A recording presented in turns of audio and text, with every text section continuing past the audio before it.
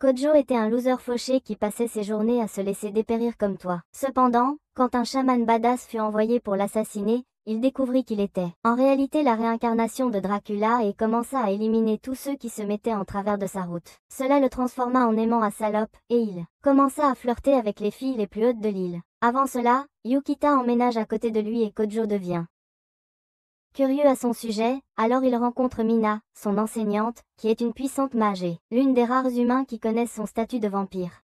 Il lui demande des informations sur l'organisation du Roi Lion, où travaille Yukina, et découvre qu'ils sont en fait ses ennemis jurés, et ont été créés spécifiquement pour le détruire. Mina l'avertit de ne pas s'approcher de l'un de leurs membres, mais il est déjà trop tard car Kojo s'est rapproché de Yukina. En rentrant du centre commercial avec elle, Kojo découvre qu'elle est amie avec sa jeune sœur, Medisa, qui insiste pour organiser une fête d'accueil pour Yukina. Il rentre à la maison, et comme Kojo est au niveau intellectuel d'un bébé, Yukina l'aide à corriger ses devoirs. Après avoir vu une photo de Kojo et de ses coéquipiers, Yukina devient curieuse à propos de sa carrière de basketball ratée et demande à Kojo ce qui s'est passé. Il se trouve qu'il était plutôt bon, mais son ego lui a causé, lui le gars le plus haï de l'équipe, donc il a été dégagé. Après le dîner, Yukina laisse Kojo et sa sœur, mais au moment où il sort pour prendre un verre, Yukina apparaît et est si mouillée que ça l'excite. Elle lui dit de ne pas quitter son champ de vision car elle l'observe encore. Et puis il l'accompagne jusqu'au magasin de proximité. Yukina s'excite à propos d'un jeu de grue, alors il s'arrête pour prendre un ours en peluche. Mais Mina apparaît par derrière, leur demandant de révéler leur visage et pourquoi ils sont dehors à cette heure de la nuit. Heureusement, un incendie se déclare au loin et Kojo profite de la brève distraction pour s'enfuir avec Yukina. Il découvre que le feu est causé par un familier, alors Yukina se prépare à gérer la situation, mais Kojo propose de la suivre. Elle lui rappelle son identité et comment se dévoiler pourrait lui causer du tort. Puis elle saute dans un train en mouvement et aperçoit un gars essayant de combattre le familier. Avant qu'elle n'arrive, le gars est blessé par le maître du familier. Un exorciste catholique nommé Rudolph, qui est heureux de se battre contre une élite comme Yukina. Il commence à s'entraîner et Yukina subit une petite coupure à la jambe. Puis Rudolph invoque un autre familier, une femme, qui utilise un puissant homoncule pour attaquer Yukina. Juste au moment où Yukina est sur le point d'être assujettie, Kojo apparaît de nulle part, et frappe le familier à main nue, sauvant Yukina. Mais le familier de Rudolph revient et le frappe avec le homoncule, le projetant dans les airs alors qu'il saigne de l'estomac, et étrangement, Kojo commence à brûler, et crie de douleur alors que son corps libère une salve d'éclairs. Le lendemain matin, la nouvelle de l'explosion se répand loin et large, en raison de la perturbation causée par Kojo parce qu'il ne pouvait pas contrôler ses pouvoirs. Lorsqu'il est confronté par Yukina, il explique qu'il a perdu le contrôle de ses pouvoirs parce que c'est un vampire vierge, ce qui signifie qu'il n'a pas encore sucé le sang de quelqu'un. D'une manière ou d'une autre, un de ses amis entend la conversation et taquine Kojo pour avoir laissé un junior se moque de lui pour son 0 en stroke gain. Et quand il arrive en classe, ses camarades cultivés se regroupent autour de lui pour lui poser des questions sur Yukina. Par coïncidence, Mina entre en classe et appelle bruyamment Kojo, demandant après la fille avec qui il a passé la nuit. En entendant cela, ses camarades commencent à le détester et Asaji, une tech bro amoureuse de lui, semble prête à mettre sa saucisse dans une déchiqueteuse. Quand ils arrivent au bureau de Mina, elle leur parle des perturbations qui ont été signalées dans la ville et avertit Kojo que si son identité est révélée, il y aura une chasse à l'homme pour sa tête. Alors qu'il quitte son bureau, Yukina dit que la seule façon de prouver que les actions de Kojo sont en légitime défense sera de trouver quelque chose de louche à signaler sur Rudolph, qui est apparemment un criminel recherché à l'international. Ils élaborent une stratégie pour le localiser, et Kojo rencontre Asaji pour l'aider à suivre quelques-uns des refuges possibles. Leurs recherches les mènent du côté nord de l'île, et ils localisent le refuge dans une usine apparemment abandonnée. Cependant, Yukina brise le faux cadenas rouillé et les conduit dans un laboratoire grouillant d'homoncules immergés dans un fluide verdâtre. Le familier de Rudolph leur dit de tous les fuir, parce que l'île est sur le point de couler. Juste à ce moment-là, Rudolph apparaît et jacasse sur le fait qu'il est enfin sur le point de les détruire, en utilisant Astarte, maintenant qu'il l'a doté d'un familier plus puissant.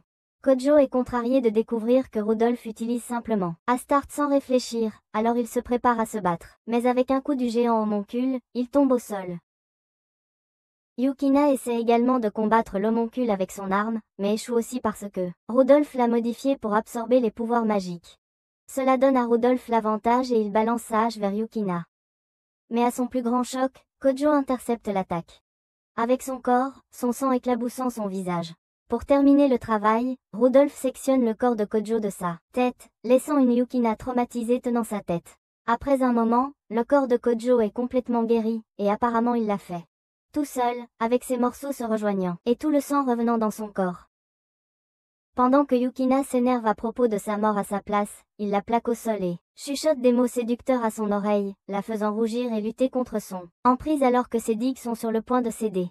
Juste à ce moment-là, le bâtiment tremble et Kojo voit les nouvelles. Des alertes concernant une attaque sur un bâtiment où travaille Asaji. Il appelle pour vérifier sur elle et découvrir les mouvements de Rudolph, puis il apprend que Rudolph recherche un trésor inconnu, caché dans les étages inférieurs du bâtiment.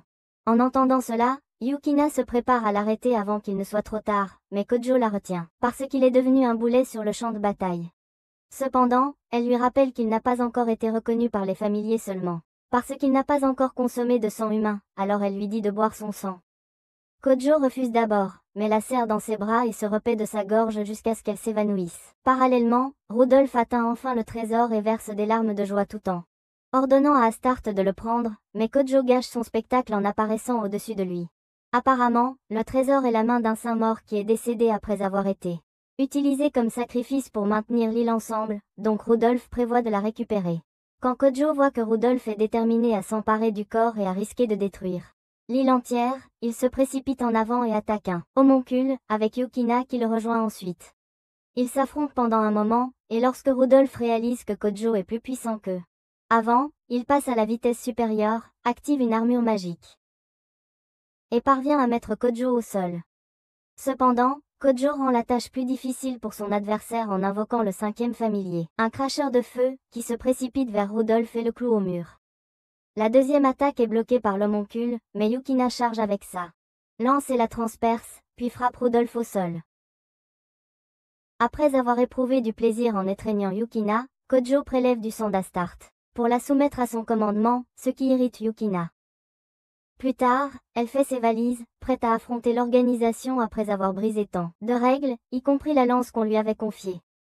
Mais une livraison surprenante arrive, et elle trouve une réplique exacte de son arme, ce qui la rend heureuse car cela signifie qu'elle peut rester avec Kojo. Plus tard, un homme bête est vu sur le toit et est attrapé par Mina, donc il essaie de l'attaquer plusieurs fois, mais elle est étonnamment douée en magie spatiale, elle peut donner des cours à Baba Yaga. En un rien de temps, elle l'arrête, utilisant sa magie, pour le lier tout en lui demandant qui est son maître.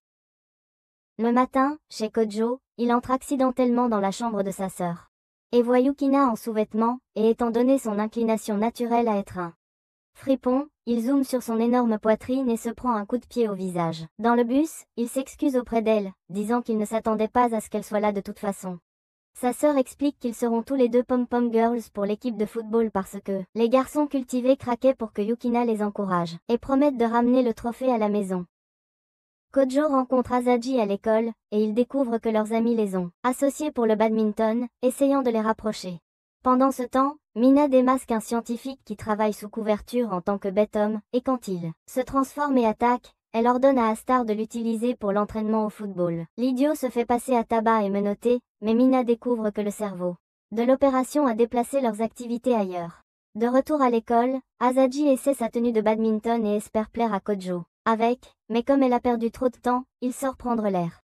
Cependant, quelque chose se déplace dans les buissons et lui tire dessus plusieurs fois. Il trouve deux étranges lions métalliques, mais s'abstient de l'attaquer parce qu'il ne veut pas détruire l'école. Les lions l'attaquent, et il survit de justesse en esquivant leurs attaques, mais heureusement pour lui, Yukina apparaît de nulle part et les attaque. En disant qu'il a de la chance que son appareil ait détecté le danger. Elle explique également que les lions étaient des messagers chez Kini, et par hasard. Kojo trouve une enveloppe noire avec un sceau. Alors qu'ils discutent, Asaji arrive et les voit ensemble. Mais voyant que Yukina est complètement dévastée dans sa tenue de cheerleader, elle s'enfuit honteusement. L'enveloppe noire est une invitation de Lord Battler, de la maison de premier progéniteur, demandant qu'il se présente avec un partenaire. À la fête, Yukina apparaît dans une jolie robe, et Kojo réprime l'envie de la plier en deux. Une fois qu'ils entrent dans le bâtiment, ils montent à l'étage pour trouver leur hôte, mais dès qu'ils le font, quelqu'un les attaque sans avertissement, nul autre que Lord Walter.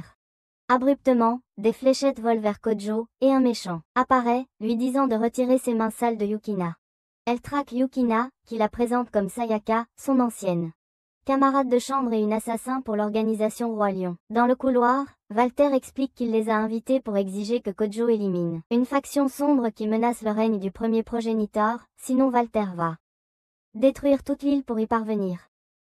Yukina intervient rapidement et dit qu'elle détruira la faction elle-même à la place de Kojo. Donc Walter accepte, mais dit qu'il va d'abord tester ses capacités. Le lendemain matin, Kojo se réveille au rêve de tout homme, avec Asaji à quatre pattes. Ses seins frôlant son visage, mais l'idiot dit qu'elle est trop lourde et la pousse hors du lit. Cependant, il atterrit d'une manière compromettante, alors que Yukina et sa sœur entrent dans la pièce. Yukina devient jalouse et s'en va, puis Asaji, remarquant sa réaction, lui demande s'il a un secret que Yuki le fait chanter avec. Avant qu'il réponde, Asaji s'éloigne, satisfaite d'avoir enfin déclaré la guerre à Yukina. Ensuite, Yukina met en garde Kojo de contrôler le saucisson, car ses pouvoirs magiques pourraient être activés quand il durcit. À l'école, ils se rendent au bureau de Mina pour enquêter sur la faction sombre. Question, mais découvrent qu'Astart travaille comme domestique de Mina, ce qui les surprend. Mina leur dit de se détendre car Vatler est pratiquement intouchable, et la faction sombre n'a pas pu accéder à l'arme de destruction massive. Plus tard, Kojo rencontre Asaji pour enquêter sur l'arme appelée Nala Kuvera, et ils obtiennent dans une pièce isolée où elle mène des recherches pour le localiser. Juste à ce moment-là, un conférencier entre dans la pièce, et il se cache rapidement sous une table, mais se retrouve dans un tournage de clip de Marvin Gaye. Comme d'habitude, les hormones de Kojo réagissent et le font saigner. Alors Asaji devient curieuse, mais il refuse de dire un mot. Tout à coup, Sayaka apparaît avec une mission pour détester Kojo, et exprime son dégoût face à son adultère flagrant. Même après avoir exposé Yukina à des situations vraiment dangereuses, elle le poignardait. Son corps commence à décharger une énorme quantité d'énergie. Pour aggraver la situation, Asaji arrive par coïncidence sur les lieux. Kojo peine à contenir ses pouvoirs et lui dit de reculer, mais elle le fait. Trop tard, et il libère une explosion qui la laisse inconsciente. Yukina arrive pour arrêter le chaos et les gronde pour la pagaille qu'ils font. Elle emmène Asaji à la clinique et est assurée qu'elle se remettra très vite. Mais sitôt qu'elle se réveille, Asaji commence à se plaindre des relations de Yukina avec Kojo. Cependant, ils sont interrompus quand des bêtes hommes menés par un homme nommé Christophe Barge envahissent la clinique, tirent sur Astart, puis éloignent Yukina, Asaji et Sayaka. Les coups de feu alertent Kojo et Sayaka, mais avant qu'ils puissent intervenir, les hommes s'échappent avec les filles, laissant Kojo frustré. En même temps, l'ami de Kojo, Ye, les poursuit et avale une pilule qui active ses pouvoirs de lévitation.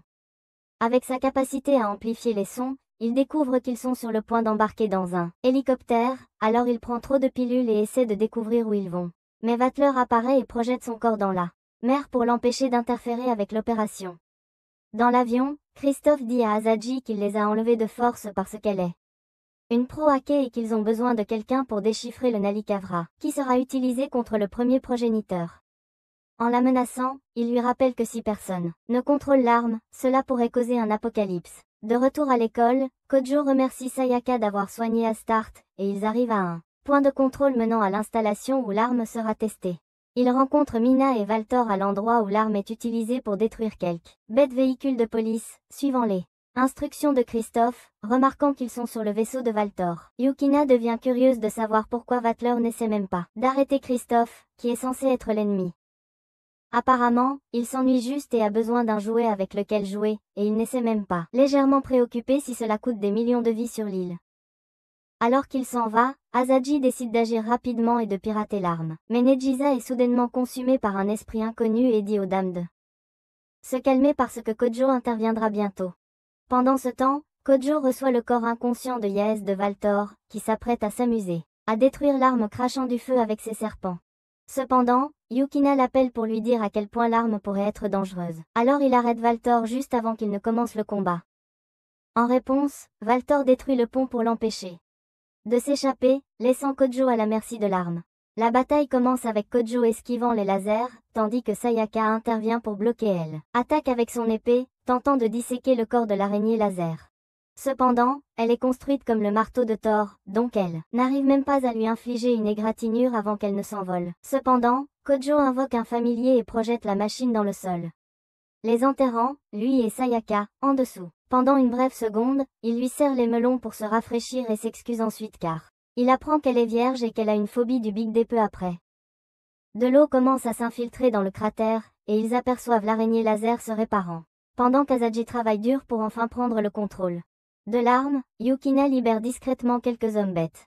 Mais elle est en route pour la surprise de sa vie lorsqu'elle entre dans une pièce remplie de ces araignées laser.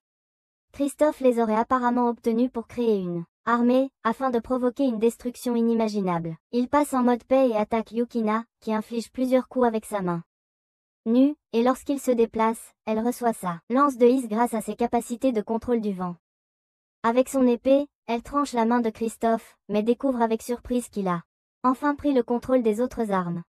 D'un autre côté, Kojo et Sayaka rencontrent une impasse en essayant de s'échapper, et il remarque son équilibre pétillant, alors il lui donne sa veste pour se couvrir avant que sa saucisse ne sorte de son pantalon. Pour le remercier, Sayaka le laisse sucer son sang, bien que cela ne la dérangerait pas qu'il suce d'autre chose. Cela lui donne le pouvoir d'invoquer l'un de ses ancêtres, et quand Christophe aperçoit cela, il laisse ses hommes gérer la situation, donnant à Mina l'opportunité de les téléporter dans la mer. Juste à ce moment-là, Yukina reçoit un appel d'une personne inconnue disant qu'elle parle au nom d'Asaji, qui a intégré un commandement secret dans les araignées laser. Pendant ce temps, le familier de Kojo lance une attaque contre les araignées mais se fait submerger lorsque le drone principal de Christophe lance plusieurs attaques. Yukina le rejoint plus tard avec Sayaka pour combattre les drones, mais malheureusement, les drones ont maîtrisé son schéma d'attaque et l'ont contré, rendant leur défaite difficile et presque impossible. Cependant, Yukina les encourage et leur parle de la fonction secrète d'Asaji, qui fait exploser les drones avec son ordre vocal. Le seul problème est qu'ils devront y faire face pour accéder au drone maître. Donc ils doivent d'abord empêcher les drones de se diriger vers eux. Sayaka se porte volontaire pour s'en occuper et utilise son arme pour les figer pendant un bref moment. Yukina et Kojo profitent de la situation et mettent Christophe à terre. Yukina se lançant dans les airs et lançant le téléphone dans le drone mère. Christophe regarde alors que la voix enregistrée d'Asaji se fait entendre, et tous les drones se durcissent en pierre et s'effondrent en même temps. Le lendemain, dans le bus, Kojo dit à Yukina que Sayaka avait appelé toute la nuit sans raison, mais elle trouve cela étrange car Sayaka est connue pour détester les hommes, et elle les laisserait toujours sur notre Yukina, qui, jalouse, s'éloigne. Puis en classe, Kojo se fait taquiner par un camarade qui trouve. Il ressort que ni lui ni Asaji n'ont assez dormi la nuit dernière. Il suit discrètement Asaji dans la salle d'art et se met en pose pour son portrait. Mais elle le trouve ennuyeux avec son manque de goût vestimentaire, alors elle tire une boîte de costume et menace de développer un complot avec lui s'il ne change pas de tenue. Il accepte rapidement car il a un coup de malaise cardiaque, donc ils prennent des photos l'un de l'autre. Asaji lui dit ensuite qu'elle meurt d'envie de connaître son secret, alors elle fixe un autre rendez-vous avec lui et promet de révéler un petit secret à son sujet en échange. En sortant, Kojo rencontre Yukina et lui dit son intention de révéler son identité à Asaji, mais elle lui dit que son problème ne serait pas vraiment Asaji mais sa petite sœur, qui déteste absolument les vampires et autres démons. Juste à ce moment-là, il voit Nagisa recevoir une lettre de l'un de ses prétendants à l'école, mais il a du mal à croire qu'un gars puisse la trouver attirante, un frère aîné typique et insupportable. Plus tard, Sayaka l'appelle pour l'informer qu'elle sera occupée à garder un invité important, mais il aperçoit un feu au loin, et sur les lieux, une femme est étendue dans une flaque de son sang, tuée par la personne ailée qui sort presque immédiatement. Le lendemain, Kojo espionne sa sœur et l'entend émettre des sons de plaisir, mentionnant quelque chose à propos du gars qui lui lèche si bien son pot de miel. Il n'en peut plus et défonce la porte, mais à sa grande surprise, il les voit jouant au chat, ce qui était initialement observé par une amie nommée Kanaz. Nagisa les laisse avec Kanaz, qui les emmène dans un monastère abandonné, où elle a été élevée pour devenir nonne, et maintenant, elle élève une bande de chats comme une vieille sorcière solitaire.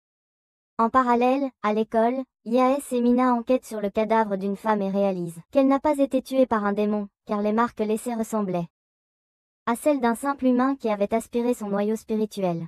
Walter leur dit que sa mort est probablement liée à la disparition d'un dirigeable sacré appartenant à l'un des fondateurs. Il lui dit ensuite de ne pas impliquer Kojo dans cette affaire, car il n'est pas assez puissant, assez pour vaincre la puissante dame en question et pourrait mourir en la combattant. Le lendemain, Mina appelle Kojo pour l'accompagner dans ses fonctions de mage d'attaque, pour attraper des méchants qui étaient supposément responsables des attaques nocturnes. Lorsque les feux d'artifice commencent, Mina les téléporte près des attaques et il voit des combattants ailés détruire un bâtiment. Alors Mina utilise sa magie spatiale pour propulser Yukina dans les airs, utilisant des chaînes ciblées sur les combattants ailés. Cependant, il brise les chaînes et même dévie l'attaque de Kojo avec son familier. Mais dès qu'un d'eux s'approche de Kojo et des autres, l'autre combattant l'attaque, s'enfonçant dans sa chair. Cependant, le masque du combattant se brise accidentellement, révélant le visage de Kanaz. Même quand Kojo lui dit d'arrêter, elle s'acharne sur l'autre combattant et passe en mode vautour avant de s'envoler. À l'aube, Kojo et Yukina visitent une usine appartenant au père de Kanaz et rencontrent sa secrétaire, qui les met dans un hélicoptère pour lui rendre visite sur une île. Cependant, le pilote les dépose lassant, signe d'une âme vivante et s'envole immédiatement. Le duo décide d'abord de survivre et explore l'île à la recherche d'un endroit pour se reposer, puisqu'ils ne peuvent pas accéder au réseau pour appeler à l'aide.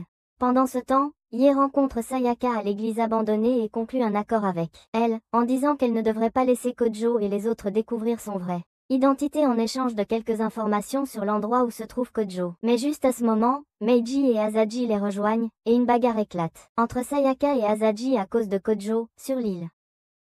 Kojo invoque un familier tête de lion, qui fait pleuvoir et rend Yukina si mouillée que ses boutons des poches de lait deviennent plus dressés. Après ça, elle leur prépare un dîner à thème coco, et pendant qu'ils mangent, Kojo s'inquiète pour Kanaz, pensant que son père doit l'utiliser comme tueuse à gages. D'un autre côté, Asaji repère leur position et découvre que le père de Kanaz est jusqu'à des affaires louches, mais d'une manière ou d'une autre, elle perd la concentration et commence à se battre avec Sayaka pour Kojo. Ye rappelle intelligemment aux dames que Kojo pourrait être en train de développer une intrigue avec Yukina à cet instant précis, donc les dames se calment et suspendent leur combat. Sur l'île, Kojo se réveille pour constater que Yukina n'est pas à ses côtés, alors il va la chercher, mais il voit plutôt une version améliorée et super intrigante de Kanaz se baignant dans une rivière. Bien sûr, ses yeux s'attardent sur son corps et il commence à saigner, mais elle disparaît en une fraction de seconde et Yukina apparaît de nulle part, le menaçant avec sa lance pour éloigner ses yeux cultivés d'elle. Il raconte ce qu'il a vu et ils partent à la recherche de la dame, mais un bateau arrive, et des soldats en descendent, commencent à tirer sur eux dès qu'ils les voient. Bientôt, ils sont encerclés et presque impuissants, mais quelqu'un tire sur les soldats. Personne d'autre que le double de Kanaz, debout sur une colline. Elle se présente comme la princesse Folia et semble savoir que Kojo est le 4e procréateur. Elle dit à Kojo de couler le bateau car il est contrôlé à distance par une mère ship ailleurs, alors avec l'aide de son familier, il bloque les attaques des soldats restants et les envoie au fond de la mer. Au retour à l'usine, on voit le secrétaire Béatrice parler avec le double de Kanaz. Père sur à quel point Kanaz pourrait être potentiellement dangereux, étant un ange avec la forme de pouvoir la plus élevée. Il dit qu'ils ne peuvent pas la contrôler parce qu'elle est bien plus grande qu'ils ne peuvent l'imiter. Mais Béatrice est seulement préoccupée par le fait de tirer profit de la pauvre fille et de l'utiliser dans une bataille totale contre Folia. Sur l'île, Folia explique que Magiscraft la poursuit parce qu'ils veulent utiliser son corps pour des expériences, puisqu'elle a du sang royal. Il s'avère que Kanaz est aussi un enfant illégitime d'une royauté. Et son père Kensei l'a adopté pour la transformer en ange renard, avec 6 autres. Juste à ce moment-là, Magiscraft arrive sur l'île, agitant un drapeau blanc. Il propose de les laisser indemnes si Folia les suit paisiblement, mais lorsque cela ne se produit pas, il libère Kanaz d'un cercueil et Yukina essaie de neutraliser ses pouvoirs avec sa lance, mais échoue.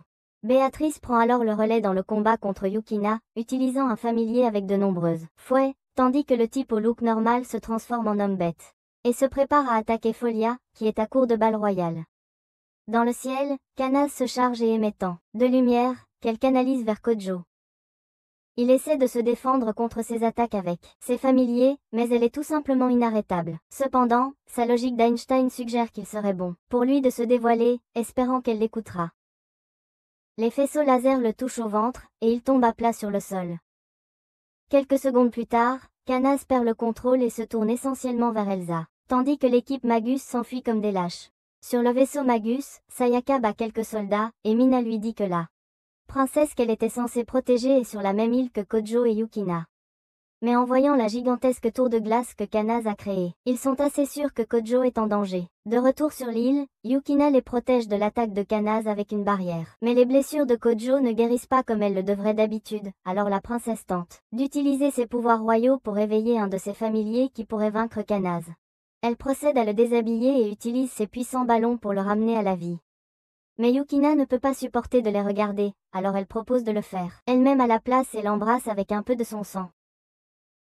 Subconsciemment, Kojo l'attire pour un autre baiser, la caresse et aspire son sang jusqu'à ce qu'elle s'évanouisse.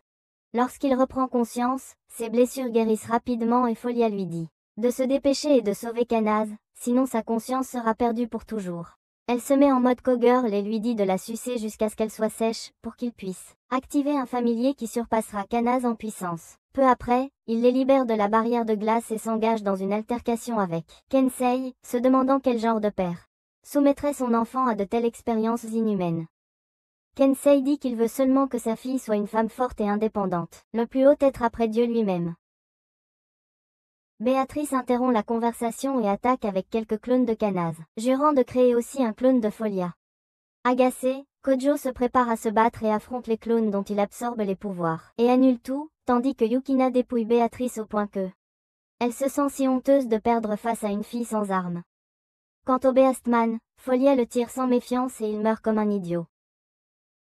Béatrice se remplit de rage et décide d'en finir une bonne fois pour toutes avec Folia. Mais alors qu'elle plonge dans les airs, Folia invoque un rayon magique royal et l'atteint dans son attaque, projetant son corps au sol.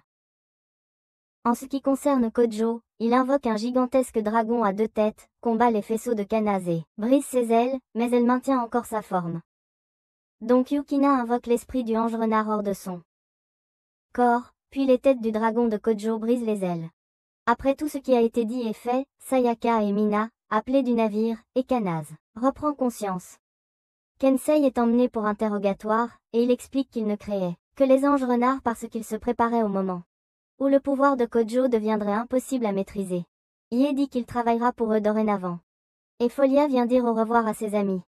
Elle embrasse Kojo sur la bouche, ce qui rend les dames jalouses alors qu'elles font un esclandre à cause de son comportement écœurant de Casanova. Des mois passent, et c'est enfin Halloween, alors Mina appelle Kojo pour lui rappeler, lui, que c'est la saison d'Halloween, donc il devrait rester vigilant face aux fauteurs de sorcellerie. Fidèle à ses paroles, certaines sorcières, appelées les sœurs meilleures, sèment la terreur sur l'île, avec des attaques de pieuvres et surclassent les soldats en service. Le lendemain à l'école, Kojo présente son ancien pote de basketball, Yuma, à son harem, et ils partent visiter, au cours de laquelle il reçoit un appel de Folia et Sayaka, qui l'informe qu'il y avait un portail de l'aéroport vers le sous-intrigue.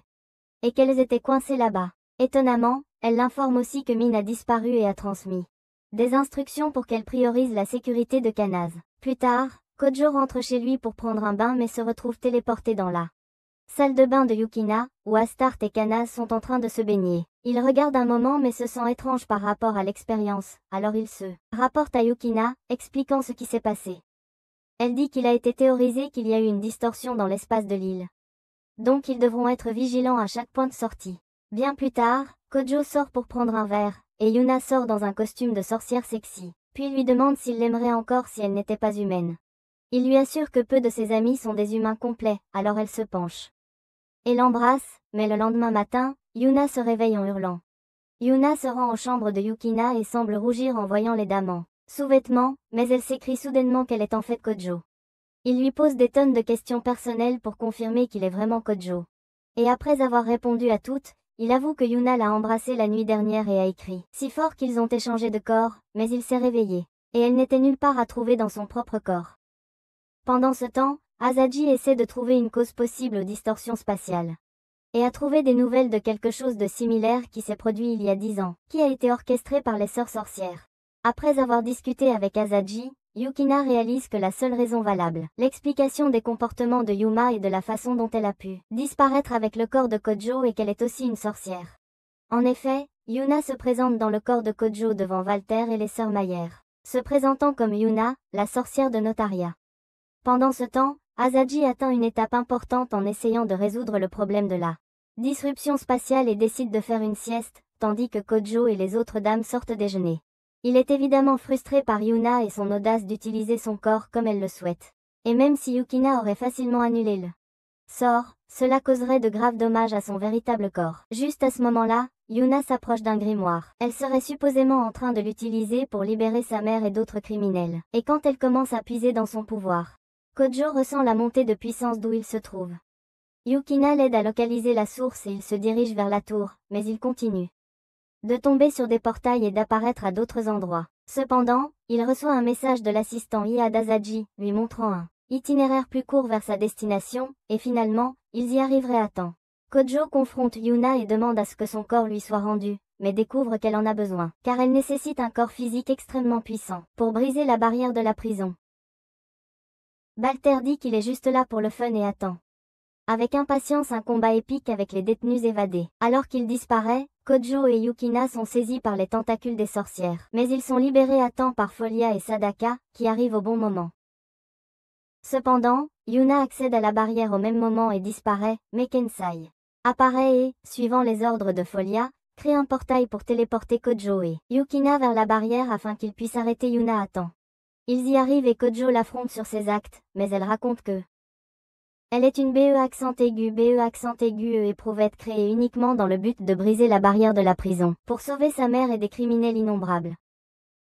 Elle fait rapidement appel à l'un des familiers de Ku, qui utilise des pouvoirs électrisants pour pénétrer dans le bâtiment de la prison. Cela ne libère cependant pas les prisonniers, alors elle continue sa recherche jusqu'à ce qu'elle rencontre Mina, sa seule voie d'accès à la barrière de la prison. Sona dit que Mina est enfermée là-dedans depuis plus d'une décennie, gardant la porte de la prison, et que son corps physique en tant que professeur n'était qu'un hologramme. Pour entrer dans la barrière, Yuna devrait la tuer, mais Kojo l'en accuse. En parallèle, Sayaka et Folia ne passent pas un moment facile avec les méchantes sorcières, mais finissent par trouver Edway et combinent leur magie pour détruire les sorcières. Tentacule. De retour à la prison, Yuna se prépare à frapper le corps de Mina avec son armure, mais elle est bloquée par l'épée de Yukina. Après d'innombrables tentatives échouées, Yukina finit par avoir l'occasion parfaite de frapper Yuna avec l'épée, mais elle échoue à le faire parce qu'elle n'est pas sûre des possibilités de survie de Kojo si elle endommage son corps. Pour mettre fin à tout ça, Kojo décide de s'en occuper lui-même et lance la lance de Yukina vers Yuna, mais son armure prend 7 balles pour elle. Yukina, cependant, retourne la situation et perce l'étrange familier armé, jusqu'à la pointe de la poitrine de Yuna dans le corps de Kojo. Avec cela, elle le libère et quand Yuna se réveille, Kojo lui dit qu'elle a été libérée de son devoir forcé de détruire la barrière de la prison. Soulagée, Yuna sourit et accepte de s'éloigner de la barrière de la prison puis, Mina se réveille aussi. Mais juste au moment où il est temps pour elle de partir, l'armure de Yuna se transperce et transperce Mina. Et puis Mina s'évanouit dans les bras de Kojo. Juste à l'extérieur de la prison, Walter appelle ses serpents pour s'introduire dans la prison. Mais Nejiza apparaît soudainement et se transforme en cette méga reine qui détruit le serpent d'un coup et le frappe à plat contre le sol. Elle reprend ensuite sa forme originale et retourne vers son maître. Dans la prison, la mère de Yuna lui enlève ses pouvoirs, rendant son corps faible. Elle a également dit qu'elle avait utilisé un grimoire pour piéger les pouvoirs de Mina et inverser son âge. Donc cela devrait être plutôt inutile jusqu'à ce qu'elle meure enfin. Pendant qu'elle parle, des détenus se lèvent et apportent leur soutien pour tuer Mina. Mais Kojo dit qu'il ne peut pas laisser cela arriver, alors un des gars essaie de l'abattre avec une hache. Yukina bloque rapidement l'attaque avec sa lance, et est ensuite rejointe par Sayaka, qui l'attaque avec de l'éclair et s'en va à toute vitesse, avec eux dans sa Bugatti Chiron du XVIIe siècle. Pendant ce temps, Asaji est à déjeuner avec un enfant qui insiste pour dire qu'elle est sa mère. Mais étant donné que son nombre de victimes est toujours 0 et que l'enfant ressemble davantage à Mina, Asaji lui demande si elle pourrait être liée à Mina. La petite fille pleure en entendant le nom, alors Asaji l'appelle Santa, en attendant qu'elle se souvienne de son nom. Pendant ce temps, Kojo conduit les autres chez sa mère, qui a un doctorat en sorcellerie et peut soigner Yuna. Il s'avère qu'elle est la maîtresse de Nagisa et est même plus cultivée que son fils, car elle a immédiatement commencé à caresser les mamelles de Yuna. Elle leur dit que Yuna pourrait finalement mourir alors que sa magie s'épuise lentement. Donc avec l'aide de Yukina, elle l'emmène au laboratoire. Kojo retourne dans sa chambre et s'occupe de ses blessures, et puisque Sayaka sait que Yukina ne reviendra pas de sitôt, elle monte sur le lit et se prépare pour 50 nuances de grès. Mais Yukina gâche la scène et leur demande d'expliquer ce qu'ils foutent. Kojo commence à balbutier comme tous les salauds infidèles, mais s'évanouit subitement. Il s'avère que Kojo avait simplement faim et avait besoin de manger. Yukina lui met à jour l'état de Yuna et dit qu'elle est toujours dans un sale état. Parce que seule une sorcière aussi puissante que sa mère, Aya, peut briser le sort. Cela doit être Mina, mais elle n'est nulle part à trouver. Cependant, il repère Asaji sur Tive et réalise que la fille qu'elle tient pourrait être Mina, une version beaucoup plus jeune d'elle-même grâce à Veda. Kojo appelle rapidement sa contact pour s'enquérir de la fille, mais un moine démoniaque fait irruption et exige Mina, faisant jaillir des flammes ardentes de tout son corps. Asaji alerte Kojo, qui saute dans la Bugatti avec ses acolytes et passe en mode Formule 1 pour les sauver. En courant avec la fille, Asaji active un système d'égout et arrête temporairement le moine, mais il réapparaît bientôt sous terre. Heureusement pour eux, Astarte attend avec quelques gardes et s'en occupant, drainant son pouvoir et en l'exilant dans un pentagramme.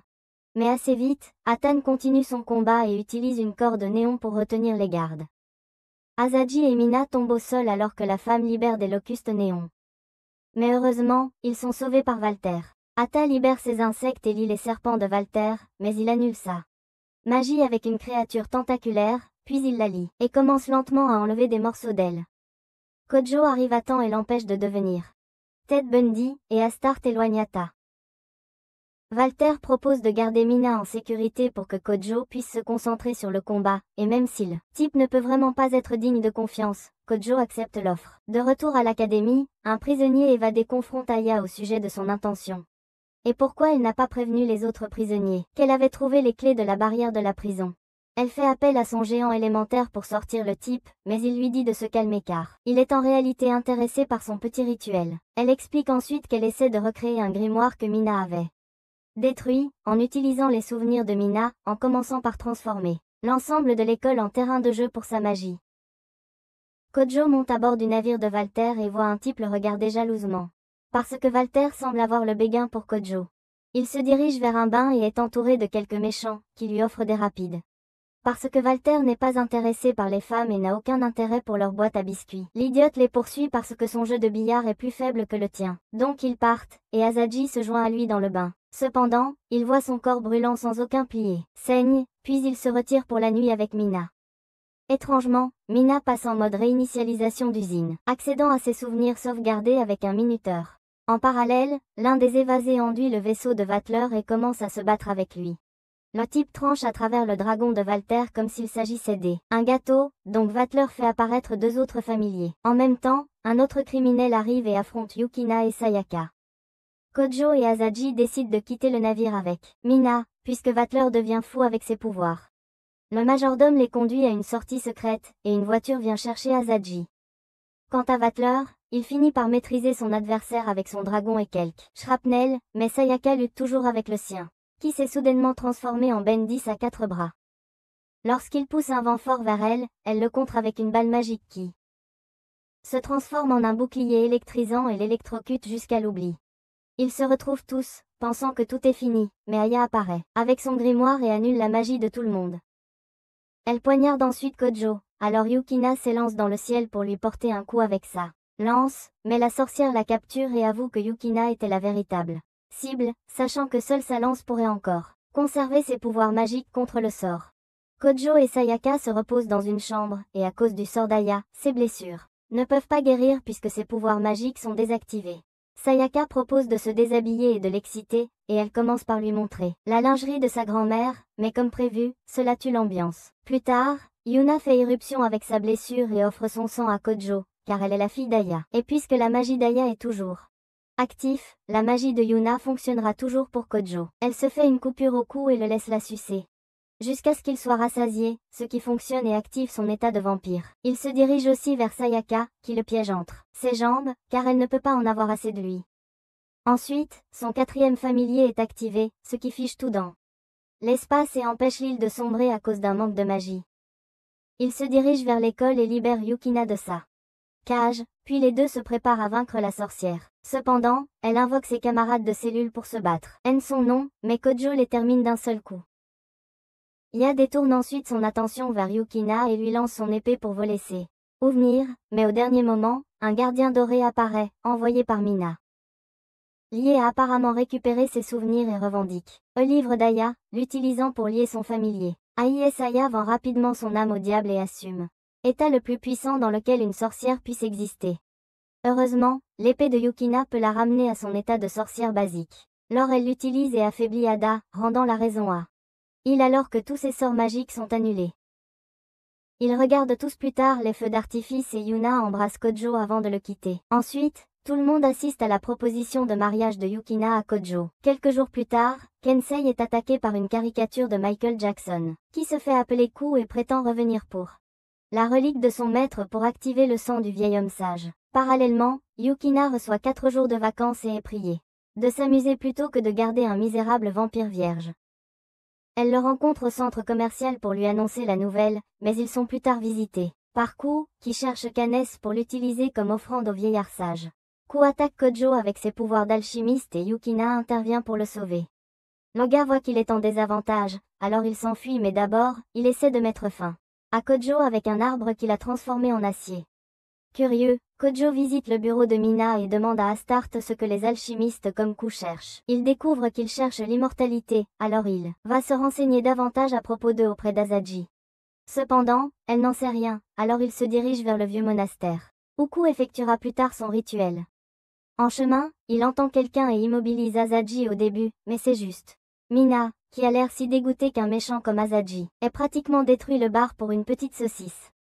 Il est libéré et part avec Yukina, qui l'emmène dans un hôtel et mentionne quelque chose à propos de sa première fois, alors il pense que ça va se passer dans la chambre 306, mais elle lui dit de fermer les yeux, et il se retrouve dans l'organisation Lion King. Ils sont accueillis par Sayaka en cosplay et interpellés par un chat noir idiot qui récupère la lance de Yukina et lui dit de profiter de ses vacances pour se ressourcer.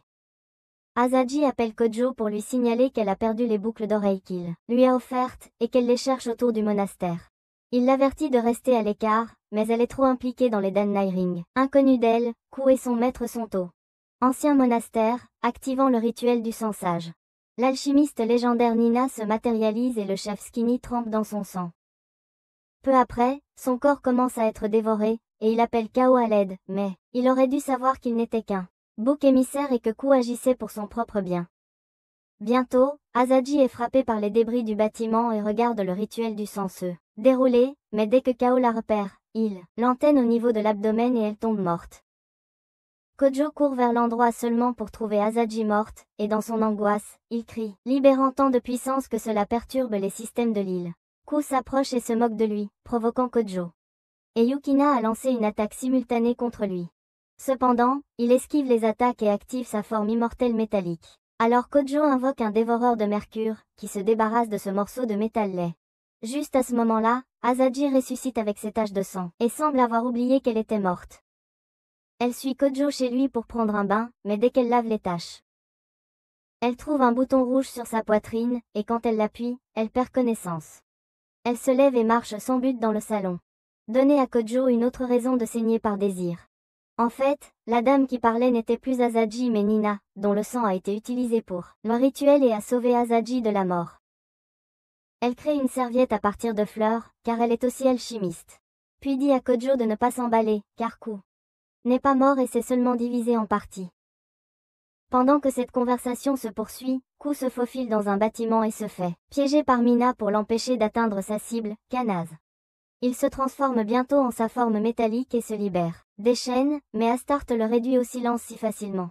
Chez Kojo, Nina promet de laisser le corps d'Asaji dès qu'elle récupère le sang du sage. Yukina les rejoint plus tard pour le dîner, alors Kojo dit à Nina de ne pas tout gâcher et d'agir comme Asaji. Le lendemain, il suit le sang du sage que Kao avait caché. Puis il ordonne aux flics de le geler avec de l'azote liquide et des sorts magiques. Mais dès que le salaud Kao apparaît, tout fond et les flics tirent frénétiquement dessus. Cependant, le sage ensanglanté crée une explosion avec les balles tirées. Sur les lieux, Nina explique à Kojo que cet effet n'était pas vraiment l'œuvre de Ku mais du sage lui-même, qui est l'alchimiste le plus puissant vivant et vise uniquement à détruire les humains inférieurs. Alors que les étudiants sont en vacances sur leur bateau de croisière, Yukina et Kanaz ont un mauvais pressentiment et suivent leur intuition pour inspecter le navire. Dans le parking, Ku les rejoint et Kanaz décide qu'il vaut mieux qu'elle s'éloigne des autres étudiants pour éviter de les blesser. Il lui lance donc une carte et déclenche une chaude poursuite. D'autre part, le corps d'Asaji perd connaissance. Alors Nina crée un double corporel avec un peu de son sang. Mina les rejoint et prévient Kojo que Ku s'en prend au étudiant, alors elle l'emmène vers un vaisseau aérien idiot appartenant à Folia. Peu après, le maître de Yukina de l'organisation laisse tomber sa lance avant que Kojo et les autres ne s'envolent. De retour sur le navire, Kanaz met Ku en colère en lui disant franchement que son désir de devenir humain en la sacrifiant pour le sang sage ne fonctionnera pas car il n'a jamais été humain. Il saute haut et s'apprête à la disséquer, mais Yukina intervient rapidement et l'arrête avec un couteau de cuisine. Cependant, il forme d'autres tueurs à gages à partir de son métal et charge vers eux. Mais Kojo entre en scène avec un missile juste à temps. Bien qu'il soit remercié plutôt par les caprices de Yukina. Nina exige le sang de Wiseman de la part de Cal, mais il est trop tard et bien que son crâne soit physiquement présent, son sang est répandu dans la mer, cherchant à rassembler suffisamment de métaux pour créer sa forme. En un rien de temps, il renaît en monstre métallique doré qui commence à attaquer Kojo. Pour empêcher l'ensemble du navire d'être détruit, Kojo active un brouillard. Mais au cours du processus, il se transforme en métal et Yukina se met à pleurer. Cependant, son prédécesseur, Aurora, l'embrasse pour lui donner une deuxième chance et un nouveau familier, et après avoir pris du sang de Yukina. Il convoque tous ses familiers, tandis que Yukina affronte le combat stupide, avec sa lance et le réduit en rien. Alors que Kojo invoque un tout nouveau familier, une géante, qui étouffe. Ce type sage dans son sein et le dissout dans le néant. Ensuite, Kojo cède à sa fatigue et s'endort. Après un moment, le professeur de Yukina lui demande ce qu'elle aimerait faire à l'avenir. Et en changeant dans la salle de bain, elle y réfléchit, mais une silhouette effrayante apparaît de nulle part et lui donne un coup de poing dans la poitrine. Plus tard, Yukina commence à agir bizarrement, parlant à Kojo comme si elle le rencontrait pour la première fois, et caressant Mina comme si elle était une enfant. Mina se comporte mal en tripotant les joues de Yukina en public, mais elle semble dérangée par ce qu'elle ressent. Elle se réfère à Nejiza comme une tante et à Asaji comme un médecin, mais elle se sent bientôt malade et s'en va. En attendant, Vatler et Sayaka traînent dans des ruines, observant des vagues anormales sortir d'un puits. Progressivement, Beto commence à briller d'une teinte violette et invoque l'un de ses dragons, l'envoie au fond du puits et attend de voir ce qui se passe. Surprenamment, le dragon sort du puits, comme s'il venait de gagner de l'expérience et de monter de niveau. Au retour à l'école, Kojo comprend que Yukina n'est pas la bonne personne. Parce qu'elle a soudainement des pulsions de vampire. Par coïncidence, la vraie Yukina arrive et dit à Kojo de s'éloigner de la fosse pour qu'elle puisse s'en débarrasser. Avant que la fosse puisse s'expliquer, le dragon des ruines survole elle. École, et Mina essaie de contrôler la situation avec ses pentagrammes dimensionnels. La Yukina semble reconnaître la créature, et au moment où elle la repère, elle la transperce avec ses appendices et la laisse morte. Kojo l'attrape, mais le dragon enroule sa queue autour de sa main et utilise ses ventouses pour drainer lentement la vie de Kojo. Yukina intervient et sauve Kojo, mais quand elle utilise sa lance contre le dragon, elle se brise en morceaux. Ça pourrait être fini pour elle, mais son double corporel invoque un familier et vainc le dragon, puis Kojo va consoler Yukina à propos de sa lance cassée. Après quoi, elle est convoquée par son organisation. En se baignant à Kinésis, le double de Yuki dit que le dragon a été créé par les humains, et transcende le temps et l'espace, détruisant le sol sous ses pieds. Pour confirmer, Asaji est informé par son A, qui est sur elle. Il qui se désintègre peu à peu, bien que ce ne soit pas évident. Plus tard dans la journée, Yukina informe Sayaka et Kojo qu'elle a été convoquée par elle. Organisation et probablement ne sera pas autorisée à rester du côté de Kojo parce qu'elle a merdé trop de fois. Elle s'en va en larmes et Kojo dit à Sayaka que c'est probablement pour le mieux parce qu'il n'a été qu'un problème pour elle. Mais Sayaka lui donne une claque pour lui faire sortir sa stupidité et l'appelle un lâche pathétique. Elle lui dit de se ressaisir et de se battre pour Yukina, car elle aurait fait la même chose pour lui.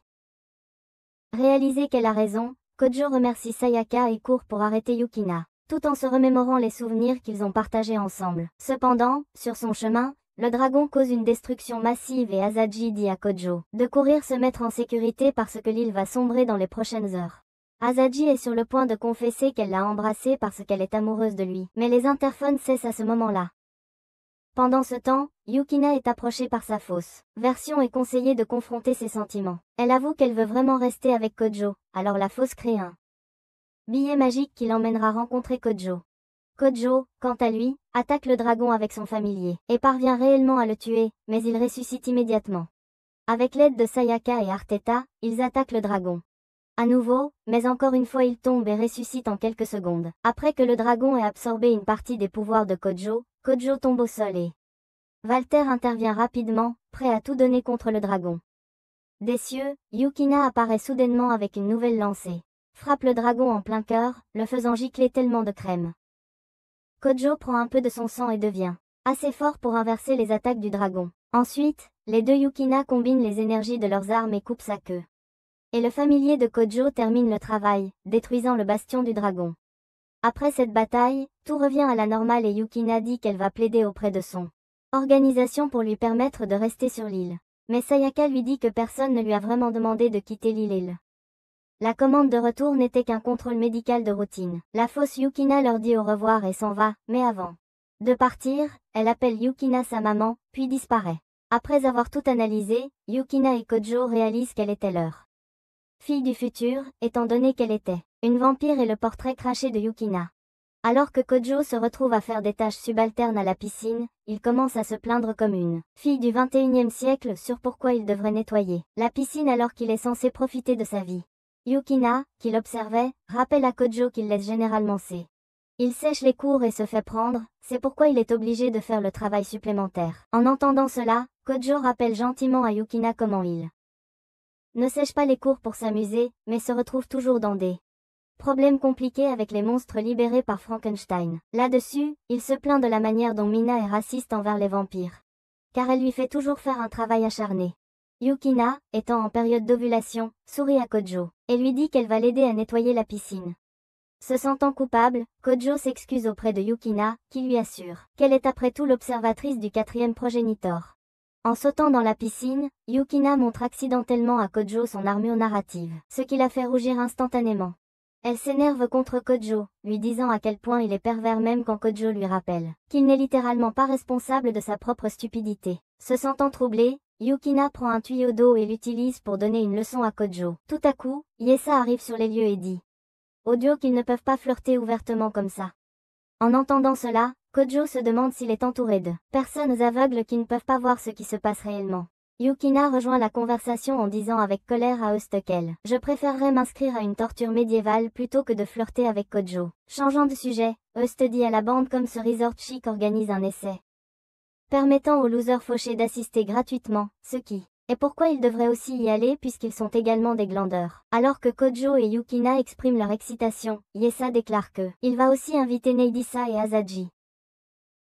Le lendemain, Kojo et Asaji sont vus en train de travailler dur à un stand de nourriture. Après avoir servi quelques clients, Kojo déclare avec colère comment Yesa les a encore dupés. Asaji, en revanche, sourit et dit à Kojo qu'elle est habituée aux fourberies de Yesa. Elle poursuit en disant que le gars a toujours un motif caché derrière ses suggestions trop belles pour être vraies. Kojo s'agite d'irritation et dit à Asaji à quel point l'essai est si hyper réaliste, car les clients autour de lui ressemblent et se comportent comme de vraies personnes. Après avoir pris une gorgée de la bouteille d'eau d'Asaji, Kojo lâche prise sur sa colère et dit à Asaji qu'il est tout de même content que ses amis profitent de leur séjour au complexe en échange de leur travail acharné. Pendant ce temps, Yukina et Neidisa se promènent à l'aquarium. Lorsque Neidisa demande à Yukina si elle est curieuse de savoir ce qu'Asaji et Kojo pourraient faire, Yukina lui répond d'un air vide qu'ils doivent vendre des hot dogs. Neidisa soupire face à la naïveté de Yukina et lui dit comment Asaji essaye probablement les hot dogs de Kojo en ce moment même. Avant que Yukina ne puisse réagir, un éclair de magie les frappe toutes les deux sans prévenir. Au début, Yukina se demande si c'est dû à Kojo, mais elle change rapidement d'avis, en se souvenant que la magie de Kojo se sent entièrement différente. En regardant autour d'elle, Yukina réalise que personne d'autre qu'elle et Neidisa n'a ressenti l'impact. Soudainement, Neidisa dit à Yukina de regarder les bêtes démoniaques. Suivant le signal, Yukina voit les bêtes démoniaques devenir folles dans leur réservoir d'eau. Elle réalise immédiatement que cela doit être dû à l'éclair de magie. Elle comprend instantanément que c'est à cause de cet éclair de magie. Tout à coup, Neidisa lévite comme un enfant maudit d'un film d'horreur et ordonne aux bêtes démoniaques de se calmer. Les bêtes obéissent à l'ordre, surprenant Yukina. Cependant, tout à coup, Neidisa perd connaissance, ce qui pousse Yukina à s'occuper d'elle. Une voix s'adresse à Yukina, et elle lève les yeux pour voir une fille aux longs cheveux noirs tenant une caméra. La fille demande alors à Yukina si elle peut prendre une photo d'elle. Déroutée par la demande de la fille, Yukina lui répond poliment qu'elle ne peut pas poser à ce moment. Entendant cela, la fille dit à Yukina qu'elle a le potentiel d'être entrepreneur puis prend congé. En attendant, Kojo va livrer de la nourriture quand il voit une jeune fille assise sur le porche. Après l'avoir observée, Kojo se surprend à penser comment un bracelet de cheville peut juste être un bijou vraiment unique. Cependant, il chasse rapidement ses pensées désagréables et va retrouver Asaji qui lui demande pourquoi il traîne avec une jeune fille. Quand Kojo se retourne pour voir de quoi parle Asaji, il trouve la même jeune fille qu'il a vue plus tôt. La fille se présente alors comme Yume et révèle comment Sayaka l'a sauvée d'un centre de recherche. Cependant, en s'échappant, Sayaka lui demande de chercher un homme nommé Kojo pendant qu'elle élimine les méchants dans le bâtiment. Après avoir appris l'épreuve de Yume, Asaji dit à Kojo qu'ils devraient se rencontrer avec Yukina et obtenir plus d'informations sur la mission de Sayaka puisqu'ils sont amis. Sans plus attendre, Kojo et Asaji se dirigent à l'intérieur du complexe où ils commencent par un barbecue. Ensuite, Yukina informe Kojo qu'elle a essayé d'obtenir plus d'informations mais tout ce qu'elle sait, c'est que Sayaka est toujours en vie. Juste au moment où Yukina et Kojo essaient de comprendre davantage, Yume les rejoint. La conversation et révèle que peut-être Sayaka essaie de sauver sa sœur aînée, qui était également enfermée avec elle dans le laboratoire de Kusuki Arise. Entendant ce nom, Kojo essaie de se souvenir où il a entendu ce nom auparavant. Yukina intervient alors, déclarant que Kusuki est le propriétaire du complexe. Cela les amène à demander à Yume pourquoi un propriétaire de complexe ferait enfermer elle et sa sœur dans un laboratoire. Alors que Yume regarde Kojo avec appréhension, Kojo lui assure que ils essaient juste de l'aider, elle et sa sœur, Riru. En entendant cela, Yume révèle comment Arise était initialement après Riru, qui était prête à participer volontairement aux expériences menées par Kusuki. Lorsque Kojo essaie de s'enquérir des expériences, Yume devient silencieuse et dit à Kojo qu'elle ne veut pas en parler pour le moment. Pendant ce temps, Sayaka est appréhendée par la fille aux cheveux noirs que Yukina a rencontrée à l'aquarium. Et il s'avère qu'elle travaille aussi pour Kusuki. Maintenant enfermée dans le laboratoire de Kusuki, Sayaka confronte la fille en lui demandant si elle est aussi une chamane de l'épée. En réponse, la fille révèle qu'elle est une prêtresse Rikujin, ce qui fait que Sayaka réalise que l'inconnue est comme elle. Seulement meilleure et plus forte. Se sentant menacée, Sayaka dit à la fille qu'elles sont deux cœurs liés comme. Elles sont toutes deux des chiens de l'État qui suivent aveuglément des ordres. La seule différence est qu'elles travaillent pour des organisations différentes. Après avoir entendu Sayaka aboyer, la fille se présente comme Kusaki et déclare qu'elle n'est pas son ennemie. Cependant, Sayaka a du mal à le croire et dit à Kusaki que si c'était vrai, elle ne l'aurait pas immobilisée comme si elle allait lui voler ses organes. Pour prouver qu'elle est légitime, Kusaki déverrouille les menottes de Sayaka et lui dit qu'elle la libérera une fois sa mission accomplie. Mais avant cela, elle doit devenir un vaisseau pour le pouvoir. Avant que le cerveau pathétique de Sayaka puisse traiter ce qui se passe, Kusaki déploie une arme qui met Sayaka à genoux. Kusaki déclare alors que la seule raison d'exister de son organisation, Teishiki Yuko, est qu'il souhaite protéger l'humanité. Pendant ce temps, Kojo se réveille et découvre Yukina Nejiisa et Asaji endormis ensemble. Avant qu'il ne puisse laisser son côté animal s'exprimer sur les filles inconscientes, Yesa entre dans la chambre, ayant l'air d'avoir rempli son foie avec une tonne de bière. Alors que Kojo essaie de prendre de ses nouvelles, Yesa court vers lui mais finit par percuter un mur.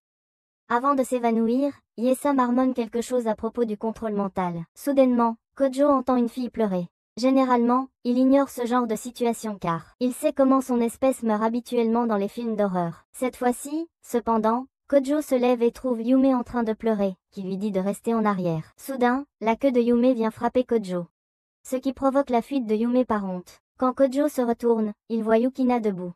Il lui dit rapidement que quelque chose ne va pas avec Yume, mais Yukina lui répond simplement que toutes les filles ont des queues quand elles grandissent. Cependant, Kojo a du mal à y croire et essaie de poursuivre Yume quand il est arrêté par Yukina qui lui crie dessus pour son comportement. Comme s'il avait une tonne d'huile pour bébé dans sa salle de bain. Kojo est surpris par le comportement de Yukina qui continue à le réprimander pour ne pas être attentif envers elle et pour toujours flirter avec Yume et les autres filles. Plus Yukina parle, plus elle devient déséquilibrée. Heureusement, elle arrête de parler complètement mais va prendre son arme pour se débarrasser de Kojo. Cependant, alors qu'elle vise avec son arme, Asaji entre dans la pièce et demande à Kojo pourquoi il flirte toujours avec Yukina alors qu'il ne peut même pas attraper son bedonkiss. Sans aucun avertissement, Asaji saute sur Kojo en espérant lui dire comment son petit chat s'accroche comme des popsockets. Tout à coup, Yukina zappe Asaji avec son arme, la faisant tomber. Inconsciente, légèrement embarrassée par son comportement, Yukina déclare qu'Asaji était contrôlée, manipulée avant qu'elle ne la libère. En entendant cela, Kojo déclare qu'il n'a jamais cru que deux filles sexy se battraient pour ce tireur de couteur. Tout à coup, Nejiza enlace Kojo par derrière, le faisant soupirer. Il demande à Yukina de s'occuper d'elle, ce qu'elle fait rapidement.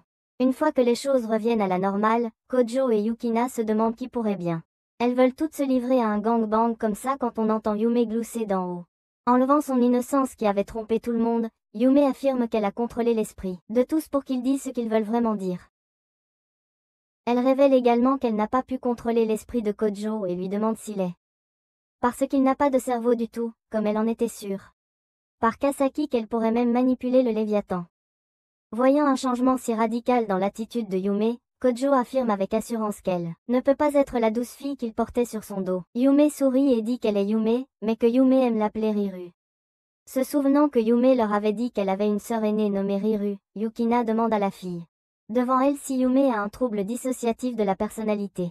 Yume ou Riru dit à Yukina qu'elle est plus proche de la vérité car Yume l'a créée.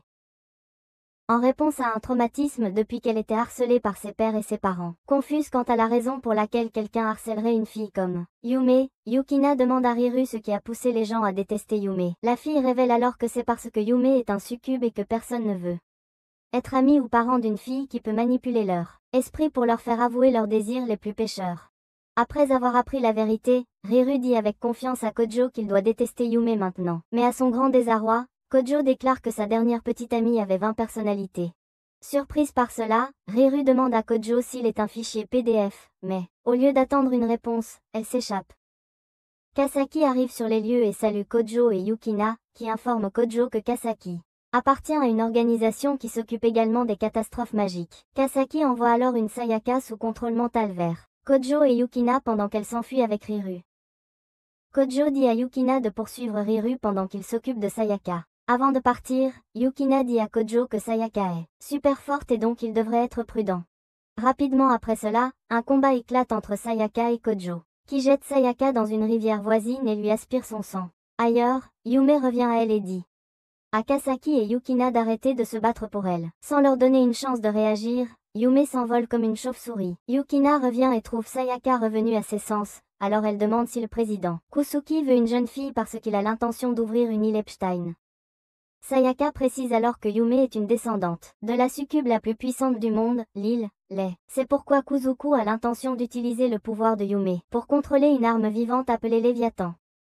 En apprenant la vérité, le groupe décide de chercher l'aide d'Asaji pour découvrir plus de détails. Le geek en informatique révèle comment Kusuki a en fait créé une IA nommée Riru pour faire ressortir le pouvoir succube de Yume. Il s'avère que Yume n'a pas d'alter ego mais on lui impose de force un alter ego informatisé qui peut être manipulé.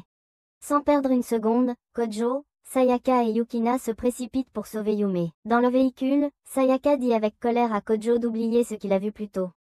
Il s'avère que, pendant que Kojo et Sayaka avaient un duel, le bikini de Sayaka s'est détaché. Kojo rassure rapidement Sayaka en lui disant que ce qu'il a vu était plutôt oubliable, donc elle ne devrait pas s'inquiéter du tout. Cela rend Sadako encore plus contrariée, la poussant à s'en prendre à Kojo. Yukina, qui était assise tranquillement derrière, dit aux deux d'arrêter de flirter, alors qu'ils sont littéralement sur le point de confronter une bête biblique. Cependant, lorsque les deux essaient de se disputer, Yukina montre qu'elle est à 10% une dure en sortant son arme, ce qui les fait instantanément se taire. En attendant, Kusaki plonge sous l'eau à la recherche de Léviathan avec une Yume inconsciente dans le réservoir en verre. De retour au complexe, Asaji essaie d'annuler un programme réalisé par Kusaki, ce qui provoque une scission dans la personnalité de Yume. Elle demande de l'aide à Mogwai qui lui révèle comment la deuxième personnalité de Yume est conçue pour avoir de la haine pour l'humanité. En essayant de supprimer le programme, Asaji est confrontée à sa collègue Lydiane qui lui révèle qu'elle doit s'occuper de le programme pour les ordres de Teisha Kyoko. Cela surprend Asaji qui essaie de lui demander pourquoi elle aide une organisation aussi pourrie. En réponse, Lydiane dit à Asaji que cela ne la regarde pas, et la met au défi d'essayer de l'arrêter.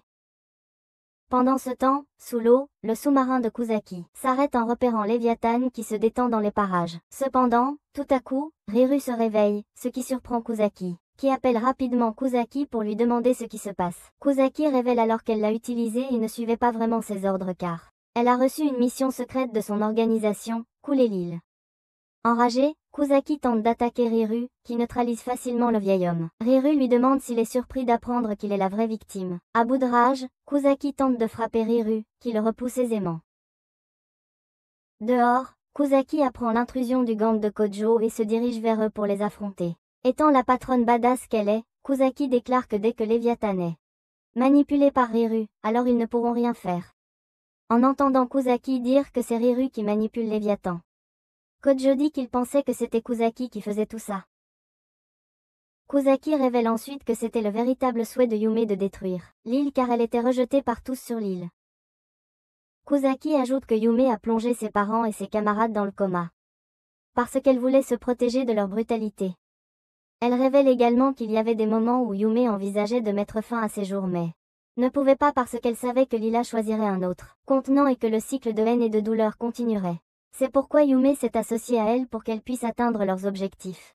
Yume contrôlera Léviathan en utilisant ses capacités de contrôle mental, causant ainsi la destruction de l'île, ce que Kusaki et son organisation recherchent. Tandis que Yume mourra à l'intérieur de Léviathan, dont le ventre empêchera l'esprit de Lila de s'échapper. En entendant comment Yume prévoit de mourir seul, Kojo devient fou de rage. Kusaki affirme ensuite que Yume a créé Riru comme mécanisme de défense. Ce qui explique pourquoi Yume a accepté de venir avec Sayaka. Mais Riru a toutefois gardé en mémoire toutes les émotions sombres qui rôdaient en Yume, d'où sa collaboration avec elle. Kojo devient de plus en plus bouleversé et dit à Kusaki comment il va sauver Yume. Kusaki, cependant, dit à Kojo avec confiance qu'il n'a aucune chance contre le Léviathan, qui est l'arme vivante la plus puissante. En réponse, Kojo sourit et dit à Kusaki qu'elle oublie qu'il est le protagoniste de cette série. Peu importe la menace, il la vaincra facilement. Reconnaissant la confiance de Kojo, Kusaki sort son arme pour arrêter Kojo. Quand Sayaka intervient et dit à Kojo et Yukina de continuer pendant qu'elle confronte Kusaki. D'accord avec Sayaka, Kojo et Yukina rencontrent alors le Léviathan, qui est aussi énorme que Nicki Minaj derrière presque instantanément. Kojo et Yukina sont attaqués par la bête. Yukina fait de son mieux pour éviter l'attaque, mais puisque c'est une femme, elle ne peut pas tuer le démon. Kojo et Yukina réalisent rapidement qu'attaquer une telle bête majestueuse de l'extérieur est impossible, alors Kojo suggère d'entrer dans Léviathan et de ramener Yume à la surface puisqu'elle est la cause de tout cela. Yukina sourit et dit à Kojo que s'ils survivent, ils peuvent avoir un bang-bang de célébration. En attendant, Lidiana taquine Asagi sur son incapacité à la fois des hommes et des machines, donc pas même un robot ne tomberait pour elle. Cela met tellement Asagi en rogne qu'elle passe en mode stalking, et non seulement. Elle arrête Lidiana, mais elle dévoile également l'identité véritable de Lidiana, ce qui impressionne grandement Lidiana, et elle se trouve inspirée par Asagi. En attendant, Kusaki balance une bombe à propos de Sayaka. Ce n'est pas son cul, mais la vérité sur la façon dont Asagi détruira l'humanité dans le futur si elle est laissée en vie. Cependant, Sayaka échoue à comprendre pourquoi l'organisation de Kusaki détruirait l'île jusqu'à ce que Kusaki lui informe comment Asagi ne peut pas être détruite tant qu'elle est sur l'île. Elle déclare que l'île Etagami est l'hôtel de Kin et est conçu pour protéger la prêtresse de Kin qui n'est autre qu'Asagi. C'est pourquoi Tachikyoku utilise Léviathan pour couler l'ensemble de l'île. Malgré la découverte des motivations de Kusaki, Sadaka décide de l'affronter et la termine en quelques secondes. Dans le ventre de Léviathan, Kojo et Yukina convainquent Yuma de consulter un thérapeute au lieu de mettre fin à ses jours. Après beaucoup de persuasion, Yuma accepte mais ensuite Léviathan se libère du contrôle de Yuma et se fâche sur la façon dont les humains ont essayé de le manipuler et de le contrôler. Il a donc sa propre version du mouvement MeToo qui implique de tirer des faisceaux laser. Kojo suce le sang de Yukina et invoque un nouveau familier, une épée intelligente pour s'occuper de Léviathan. Cependant, lorsque cela ne fonctionne pas, Yuma chante une mélodie qui calme instantanément Léviathan car il veut s'éloigner de la voix de Yuma, qui est horrible. Avec la menace éliminée, Yuma revient avec Kojo et Yukina. Le lendemain, Yuma dit à Kojo et à ses amis comme elle est officiellement autorisée à rester sur l'île Adogami. Cela rend Kojo vraiment heureux car il peut maintenant avoir une fille qu'il peut fournir à Leonardo DiCaprio. Yuma remarque son enthousiasme et dit à Kojo que elle fera de son mieux en tant que femme pour le rendre heureux. Cela surprend Kojo qui demande à Yuma ce qu'elle veut dire exactement et Yuma lui rappelle. Comme dans le ventre de Léviathan, il a promis de la rendre heureuse. Réalisation que Yuma a mal compris ce qu'il voulait dire, Kojo essaie de se clarifier ce qui lui vaut les accusations de Yuma sur le fait que tous les hommes sont des déchets. Pendant ce temps, Yukina observe Kojo depuis les buissons et se demande si Kojo est juste un garçon amoureux ou un fichier PDF certifié. Soudain, Neji-Isa et Kanaz apparaissent par derrière et rappellent à Yukina que juste parce que elle a été nommée observatrice de Kojo ne signifie pas qu'elle doit devenir obsédée par lui. Yukina essaie de se trouver des excuses, mais bien sûr Neji-Isa n'en veut pas. D'un autre côté, Kanaz dit à Yukina qu'elle ressent ce qu'elle ressent car elles sont dans le même bateau. Une fois que les PNJ s'en vont, Yukina est accostée par un homme qui lui demande s'il peut s'asseoir sur le banc à côté d'elle. En le voyant, Yukina comprend pourquoi les jeunes filles craquent pour les hommes plus âgés. L'homme lui demande ensuite pourquoi elle fixe Kojo avec tant d'intensité et se demande à voix haute si elle est une stalkeresse ou une fille jalouse. Yukina devient nerveuse et au lieu de répondre, elle exige de savoir qui il est. Soudainement, Neji-Isa revient et appelle l'homme plus âgé Gaju. Peu après, Kojo arrive sur les lieux et salue Gaju avec enthousiasme, qui se révèle être le père de Kojo et Neji-Isa. Quelques jours plus tard, Kojo se retrouve en classe et demande à son enseignante Mina pourquoi il étudie le jour de la Saint-Sylvestre. Mina lui rappelle alors brutalement qu'il est un parasite qui grandit sur des excréments humains et mérite d'être interné. Astarte, qui était également présente dans la pièce, approuve Mina. Changeant de sujet, Mina demande à Kojo où se trouve son papa Sho, et Kojo révèle que il est venu rendre visite à sa sœur il y a une semaine et l'a emmenée avec lui sur le continent. Une fois que Kojo a terminé de renseigner Mina, il lui demande comment elle connaît son père. Mina révèle alors comment son père se mêle constamment de son travail. Ce qui surprend Kojo qui se demande comment son mauvais père peut interférer avec le travail d'un mage d'attaque. Après les cours, Kojo rentre chez lui et remercie Yukina d'avoir nettoyé son chez-soi. Yukina, qui est déterminée à devenir une épouse, sourit timidement et dit à Kojo qu'elle peut aussi l'aider à entraîner sa meute. Cependant, Kojo la rejette et se demande avec colère pourquoi sa mère lui a demandé de faire un grand nettoyage de la maison. Voulant se calmer, Kojo raconte alors à Yukina comment Mina s'inquiétait de son père. Avant qu'il puisse continuer la conversation, la porte commence à sonner. En vérifiant la porte, Kojo est accueilli par son ami idiot Yesa, qui lui rappelle comment ils avaient tous prévu d'aller ensemble au temple, et se retrouvent ensuite face à une vue que vous, les perdants, ne pouvez que rêver. Toutes les filles saluent timidement Kojo dans leur traditionnel yukata et lui demandent de les complimenter toutes. Soupirant, Kojo leur dit qu'il n'est pas en période d'ovulation et leur demande de se calmer en leur apportant un peu d'eau froide. Asajizine remarque à quel point Yukina s'est mise à l'aise, ce qui l'énerve légèrement. Yesa leur dit aussi à quel point Yukina et Kojo ressemblent à un couple marié, ce qui lui vaut un coup de poing d'Asaji. Soudain, Kojo reçoit un message de Mejiza. Cependant, son sourire disparaît complètement en voyant le message, qui s'avère être une photo d'un cercle magique. Kojo et la bande arrivent au festival de feux d'artifice. Cependant, tout au long de l'événement, Kojo reste inquiet pour Mejiza. Finalement, il craque et dit à Yukina à quel point le cercle magique lui semble familier à celui que fait Sayaka. Yukina acquiesce et révèle également à quel point ces cercles magiques sont difficiles à réaliser, et elle n'a vu Sayaka les faire que. De plus en plus inquiet, Kojo essaie de contacter Sayaka, qui finit par être injoignable. Dans son état d'inquiétude, Kojo saisit les épaules de Yukina et exige de savoir s'il existe un moyen de contacter Sayaka. Asaji saisit cette opportunité pour marquer des points en disant à Kojo de se détendre, puis l'invite chez elle. Après être arrivé là-bas, Asaji demande l'aide de Mog pour suivre les mouvements de Gaju et Mejiza, tandis que Kojo et Yukina ne savent pas ce qui se passe. Mog et Asaji réalisent tous deux comment Gaju a déjà couru dans la circulation, ce qui est plutôt étrange. Yukina utilise alors son propre esprit et se demande si une organisation à grande échelle a déclenché une barrière pour éloigner les citoyens. Mog dit alors ce que Yukina avait spéculé en annonçant que les forces spéciales sont derrière cela, ce qui s'avère être une agence gouvernementale spécialisée dans les désastres magiques. En entendant cela, Yukina pâlit d'inquiétude et s'enfuit, laissant Asaji et Kojo curieux. Alors que Kojo court après Yukina, la fille révèle que la SDF est une façade dirigée par son agence, alias l'organisation Roi Lion. Cela dit, Yukina devient agitée et essaie de passer à l'action lorsque Kojo intervient pour la calmer. Yukina lui demande pourquoi il est si calme alors que sa sœur pourrait avoir été prise dans un incident causé par son organisation. Kojo lui assure rapidement que le fait qu'elle travaille pour l'agence ne signifie pas qu'elle est responsable de leur sale travail. Il lui assure également que Sayaka, qui est une membre loyale de l'organisation Lion King, ne la trahirait jamais. Tout à coup, Kasaki arrive dans la rue et dit à Kojo et Yukina qu'elle sait ce que prépare le Lion King et peut leur en parler. Cependant, avant de tout révéler, elle les met en garde, en disant qu'ils regretteront de le savoir. Le lendemain, Asaji décide d'aller sur le continent pour apprendre à propos de Nejizu lorsque les gardes de l'île se précipitent pour l'appréhender. Ailleurs, Kojo et Yukina arrivent pour rencontrer Nejizu. Kojo lui dit qu'il a besoin d'un moyen de rejoindre le continent, mais Mina lui rappelle qu'il doit obtenir un visa. Mais s'il fait cela, son identité sera révélée. Kojo demande de l'aide à Mina qui lui dit qu'elle ne le laissera pas faire quelque chose d'illégal. En entendant cela, Kojo dit à Mina qu'il demandera de l'aide à quelqu'un d'autre, ce qui pousse Mina à le retenir. Avant d'être appréhendé par Mina, Kojo apprend de Kasaki comment le lion King et son organisation recherchent vraiment un ancien artefact du Saint Massacre. En continuant, Kasaki révèle également que la relique a été jetée dans un endroit appelé Kanawa, et pour cacher la relique, tout un village a été décimé et un barrage a été construit à sa place. Maintenant, on croit que la relique est en train de se défaire. Dans le présent, Mina apprend que Kasaki a déjà dit des informations confidentielles à Kojo. Kojo devient frustré par le comportement de Mina et lui dit qu'il ne peut pas laisser Nejizu entrer en contact avec la relique. Mina répond à Kojo en lui disant qu'elle sait que Nejizu a déjà déverrouillé de force une relique sacrée.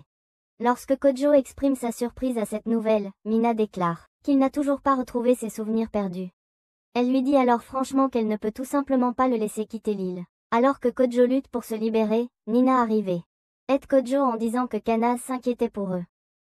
Tout à coup, Kanaz arrive et sort Kojo et Yukina des griffes de Mina. En fuyant la scène, Kasaki arrive avec une camionnette et leur dit de monter pour de la glace gratuite et des attouchements. À l'intérieur, Kasaki suppose que Mina et le roi lion travaillent probablement ensemble, puisque Mina semble savoir ce qui se passait dans le lac Kanaba. Cela rend Kojo et Yukina plutôt contrariés. Kojo dit alors à Kasaki qu'il va demander de l'aide à Vapeur pour rejoindre le continent. Bien sûr, Kasaki étant toujours louche, dit à Kojo que son plan est extrêmement risqué, et peut être évité puisque son organisation dispose d'un jet privé qui peut partir aussi facilement que des rappeurs font sortir des modèles OnlyFans. En attendant, Asaji essaie d'échapper aux soldats qui la poursuivent. Elle demande à Mogwai pourquoi cela se produit, et il révèle que des personnes ne veulent pas qu'elle quitte l'île. En courant, Asaji atteint une impasse et exprime son inquiétude quand tout à coup Lidiana arrive pour l'aider. Elle dit à Asaji que Mogwai l'a appelée à l'aide, et elle était plus que disposée à lui donner un coup de main. De retour à l'intérieur de la camionnette des pédophiles, Kojo est agacée en voyant les faux papiers d'identité fabriqués par Kasaki. Il s'avère qu'elle a donné à Kojo et Yukina des papiers qui les font passer pour un couple marié. Après s'être calmée, Kojo demande à Kasaki pourquoi elle les aide autant alors que quelques épisodes auparavant, elle voulait les sacrifier pour une chips de maïs. Kasaki lui répond franchement qu'elle fait cela simplement pour énerver Lion King, puis que son organisation est en mauvais termes avec celle de Yukina. Et maintenant que Lion King ne veut pas qu'il aille sur le continent, elle l'aidera.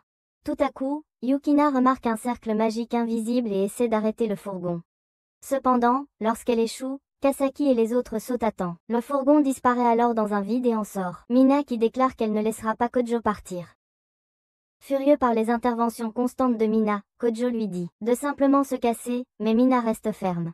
Elle déclare que si l'objet sous le lac Kanawa est vraiment une relique, alors le fait qu'il entre en contact avec elle peut provoquer des catastrophes qu'elle n'est pas prête à affronter. Elle dit aussi à Kojo qu'il est une bombe à retardement, depuis qu'il ne peut même pas se souvenir de quoi que ce soit concernant Avora. Quand Kojo demande ce qu'elle veut dire, Mina révèle qu'Avora était la 4e procréatrice qui dort à l'intérieur de Mejiza après qu'il l'a éliminée. Alors que la tête de Kojo commence à faire mal, Mina continue et dit à Kojo et le groupe que l'organisation du roi lion n'est pas intéressée par Mejiza, mais plutôt veut le pouvoir d'Avora. Kojo se calme en réalisant que son professeur garde Mejiza en sécurité. Et dit également à Yukina que son organisation ne l'a pas trahi après tout. Cependant, Kojo, aussi têtu qu'il est, dit à Mina que il va quand même sur le continent pour sa sœur. Yukina, partageant le même sentiment, rejoint Kojo alors qu'ils font face à Mina ensemble. Alors que le combat s'intensifie, Kanaz intervient en téléportant Kojo en sécurité. En attendant, Asaji se retrouve dans une situation délicate lorsque ses signaux sont bloqués, et qu'elle ne peut pas contacter Mogwai. Les gardes se regroupent autour d'elle quand soudain un garçon nerd arrive sur les lieux et élimine tout le monde sauf Asaji. Il se tourne vers Asaji, l'appelant la prêtresse de Kain et lui dit de continuer. En attendant, Kasaki et Yukina font face à Mina tandis que Kojo se retrouve dans le rêve de Mina où elle lui dit à quel point elle se bat à essayer de garder sa vraie identité secrète. Kojo l'ignore et lui demande pourquoi elle soutient l'organisation Lion King. Mina révèle enfin que l'organisation n'essaie pas de déterrer la relique, mais souhaite plutôt la sceller car elle est connue pour être une arme de destruction massive. Kojo dit à Mina d'arrêter de suivre des propagandes mensongères, en soulignant comment Mejiza porte Evora en elle, c'est pourquoi il n'est pas logique qu'elle garde Mejiza à Kanawa. Mina dit solennellement à Kojo qu'Evora a le sort qui peut sceller l'arme de manière permanente. Elle déclare également qu'ils auraient pu l'utiliser, mais il ne se souvient pas de ses anciens souvenirs, donc il est inutile. Après une conversation ennuyeuse, Kana dit à Kojo de simplement sucer son sang et de marquer Mina pour qu'ils puissent tous avancer. Kojo s'exécute et rassemble son pouvoir pour invoquer un familier quand Mina lui dit que il ne peut pas appeler de familier dans ce royaume de rêve. Kojo lui dit avec arrogance qu'il invoque un familier pour aider Yukina qui se bat contre une version d'elle-même. Alors que le combat se poursuit, Mina cède et dit à Kojo qu'il peut passer. Cela surprend Kojo qui demande à Mina pourquoi elle les laisse partir. Mina déclare qu'elle ne peut pas le laisser détruire l'île davantage et lui tend ensuite quelques questions de test à faire pendant son temps libre. Avant que tout ne parte en vrille, Mejiza arrive à Kanawa avec Gaju qui s'excuse d'aller aux toilettes quand il est soudainement attaqué par une fille. Gaju remarque que cette fille utilise des armes haut de gamme, ce qui le surprend. La fille déclenche alors un cercle magique que Mejiza voit depuis la voiture et en est instantanément fascinée. Elle prend une photo pour l'envoyer à Kojo mais réalise qu'elle n'a pas de signal. Pendant ce temps, Gaju se bat pour sa vie mais réussit à couper les liens de la fille et la punit même en lui enlevant son armure scénaristique. Soudain, une autre fille arrive pour aider son amie mais avant qu'elle puisse faire quoi que ce soit, Gaju tient la fille en joue. Soudain, un groupe de soldats arrive sur les lieux et une femme confronte Gaju en lui disant que si ils ne déposent pas les armes, ils feront en sorte que sa fille regarde des films X avec des tentacules. Gaju voit Megisa inconsciente et se rend instantanément. Maintenant enfermée, Gaju devient la malédiction pour ses ravisseurs en exigeant constamment de la nourriture. Yuri, la fille dont l'armure narrative a été retirée par Gaju, s'occupe du vieil homme qui essaye de flirter avec elle quand son ami Shio l'asperge d'eau bénite. Alors que Gaju goûte la nourriture, il réalise instantanément qu'il est sous la garde des SDF, qui collaborent avec l'organisation Lion King. Ce qui signifie qu'ils sont après la relique sacrée. Ce qui stupéfie à la fois Shio et Yuri, qui demandent curieusement à Gaju comment ils ont réussi à obtenir de telles informations confidentielles. Gaju révèle alors que la pâtée pour chien qu'il mangeait, une spécialité de la SDF et le reste n'était que pure spéculation. Soudain, une femme apparaît et dit à Gaju qu'il est toujours aussi rusé. Voyant la femme nommée Isono, Gaju commence immédiatement à l'insulter, en lui disant comment elle a atteint un mur. Isono l'ignore et demande à Gaju s'il se souvient quelque chose à propos de ses enfants, Nejisa et Kojo. Alors qu'il essaie de se souvenir, la tête de Gaju commence à pulsateur de douleur. Isono observe cela et dit à Gaju qu'elle savait que ses souvenirs avaient été altérés depuis la résurrection du 4e progéniteur. Gaju maudit ensuite l'ancienne femme qui lui dit calmement à Shio de veiller sur Gaju. Avant de partir avec Yuri, Isono dit à Gaju que ils finiront complètement Aurora cette fois-ci.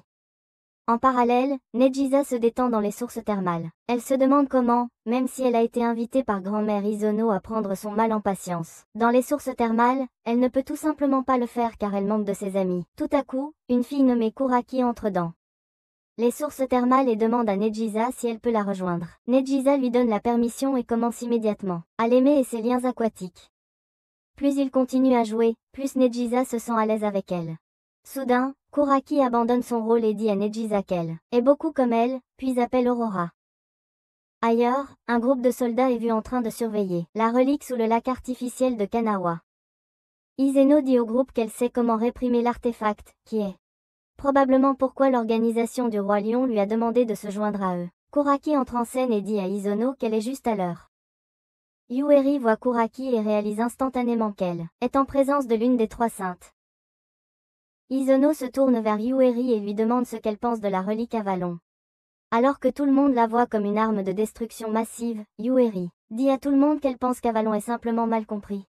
Isono lui lance un regard noir et dit à Kuraki de prendre Yuri avec elle. Kuraki acquiesce et demande à un général nommé Azama si les préparatifs ont été arrangés. Une fois qu'Azama lui donne le feu vert, Kuraki annonce qu'ils sont prêts à avoir une cérémonie qui éliminera Aurora une fois pour toutes.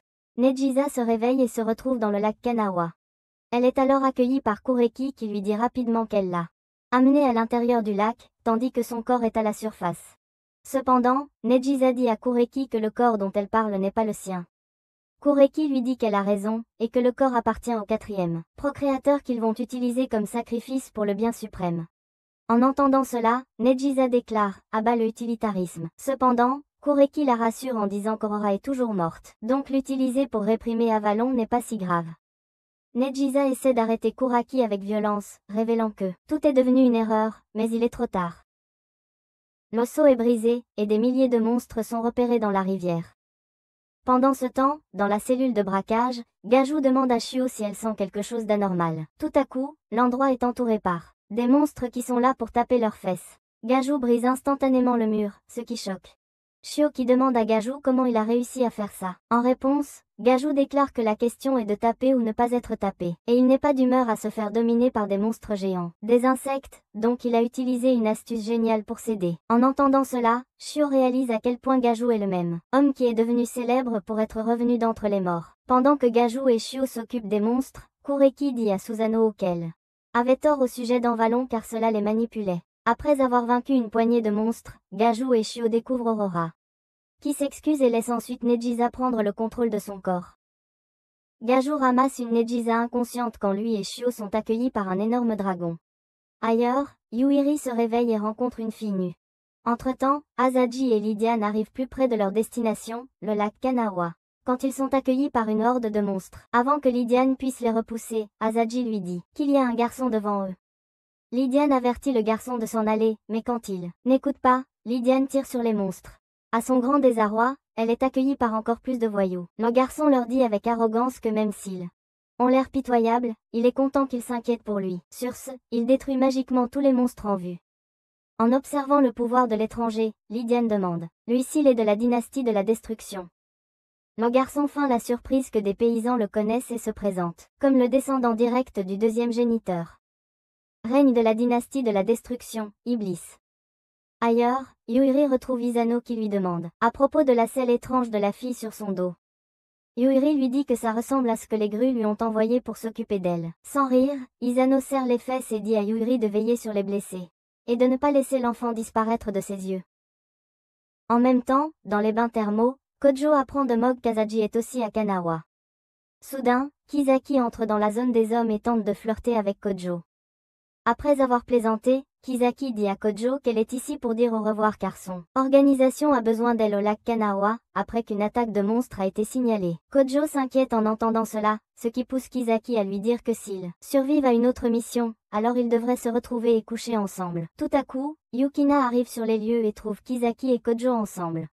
Comme Yukina est une fille qui soutient les autres filles, elle décharge sa colère sur Kojo au lieu de l'autre femme. De retour dans le gang d'Asaji, Lydiane dit au chameau que c'était incroyable là-bas. Asaji intervient et félicite Iblis d'avoir pris soin des bêtes magiques sans effort. Iblis hausse les épaules et demande aux filles comment manger des aliments en conserve. Une fois que les filles l'aident, Iblis leur dit qu'elles ne sont pas comme les autres filles, qui sont gentilles avec lui uniquement pour ses chameaux et ses réserves de pétrole. Asaji minimise en disant à Iblis qu'elles viennent d'une île où elles sont littéralement entourées de frics, donc voir la royauté ne les impressionne pas. En entendant cela, Iblis sourit et commence à apprécier Asaji. Au lac Kanawa, Gaju et Shio tombent sur plusieurs corps de bêtes magiques mortes. Asano arrive sur les lieux peu avant qu'ils puissent avoir une conversation. Gaju sent quelque chose de bizarre et donne Nejiza à Shio. Et lui demande de courir aussi vite que ses grosses jambes peuvent l'emmener. Soudain, un gars monté sur un viverne arrive avec l'intention de semer le chaos. Lorsque le gars s'avère trop fort pour être maîtrisé, Gaju ordonne à Shio de fuir. Cependant, l'homme masqué lance une lance dans la direction de Shio. Gaju se précipite pour la protéger et finit par se blesser dans le processus. Heureusement, Vatlar arrive et dit à ses serviteurs, Tobias et Kira, d'appréhender l'homme masqué. Alors que Vatlar observe de loin, il est accueilli par Iblis, Asaji et Lydiane. Iblis remarque une Nejiza inconsciente et instantanément la reconnaît comme la sœur du quatrième progéniteur. Son attention est alors transférée à Vatlar, car ils semblent tous les deux connaître le homme masqué comme le combattant de la faction du Saint Massacre. Sans attendre un instant de plus, Iblis ordonne à Asarito de mettre les humains présents sur les lieux, y compris Nejiza, en sécurité. Asaji suit tranquillement l'ordre pendant qu'Iblis invoque son familier et essaie de neutraliser l'ennemi. Cependant, lorsque l'homme fait une retraite temporaire, Iblis dit à Vatlar qu'il a des comptes à régler avec ce type. Vatlar déclare alors qu'il n'a aucun problème puisque les fanatiques qui complotent pour que qu'un dieu pécheur revienne devraient être exécutés comme c'est l'ordre qu'il a reçu de leur roi. Sur ce, Vatlar prend congé pendant qu'Iblis reste à penser à quel point Blondie est un malin. Dans une carte, Yuri demande à la fille comment elle s'appelle. La fille révèle que son nom est Grenda, mais soudain, le véhicule est attaqué par une femme qui est habillée de la même manière que l'homme qu'Iblis a combattu. Grenda semble la reconnaître et essaie de se cacher, mais quand elle voit Yuri se faire dominée par la méchante, elle se transforme en un monstre laid. La dame éclate de rire et déclare que c'est ce qu'elle attendait et ordonne à son golem de capturer Grenda. Avec Yuri se sentant épuisée, elle prie pour que quelqu'un sauve Grenda.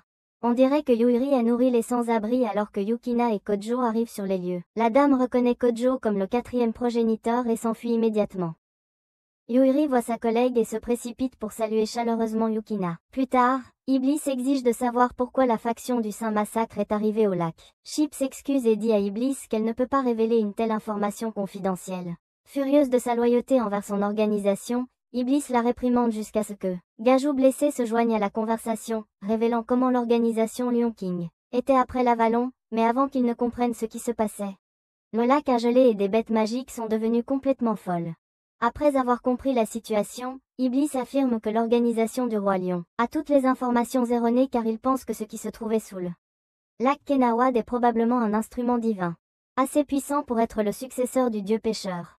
Soudain, elle réalise quelque chose. Les gens qu'elle croyait être de son côté ne sont pas vraiment ce qu'ils semblent être. Donc quand le général Azama du régiment spécial d'attaque magique arrive pour emmener Neidissa et les personnes blessées, elle efface son arme pour le prendre en embuscade. De même, un autre soldat nommé Yuyanagi accueille Yuri, sous le prétexte d'escorter Grenda en sécurité.